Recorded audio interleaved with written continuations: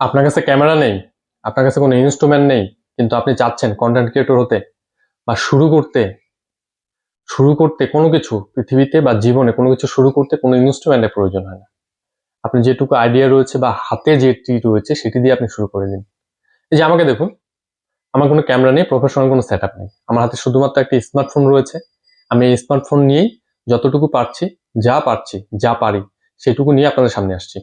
আপনি যদি শুরু করতে চান তবে দেরি করার কোনো প্রয়োজন নেই, কোনো চিন্তা করার প্রয়োজন নেই। আপনার কাছে যেটি রয়েছে, যা রয়েছে সেটি নিয়ে আপনি শুরু করে দিন। আপনি সুন্দর কথা বলতে পারেন, আপনি ভিডিওর সামনে এসে কথা বলুন। আপনি কবিতা আবৃত্তি করতে পারেন, আপনি দুই লাইন কবিতা শোনান। আপনি গান গাইতে পারেন, আপনি গান গান। আপনি অঙ্কন করতে পারেন, ড্রয়িং করতে পারেন, আপনি আর্ট করুন, আর্ট করে সেটি আপনি ভিডিও করে দেখান।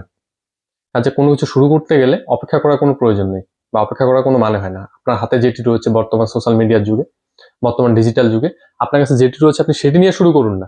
আপনি যখন শুরু করবেন, যখন আপনার একটা ভ্যালু তৈরি হবে, তখন দেখবেন আপনার চাওয়া পাওয়াগুলো বা আপনার যেগুলো প্রয়োজন সেগুলো অটোমেটিকলি আপনার নিজের কাছে অ্যারেঞ্জ হয়ে যাচ্ছে।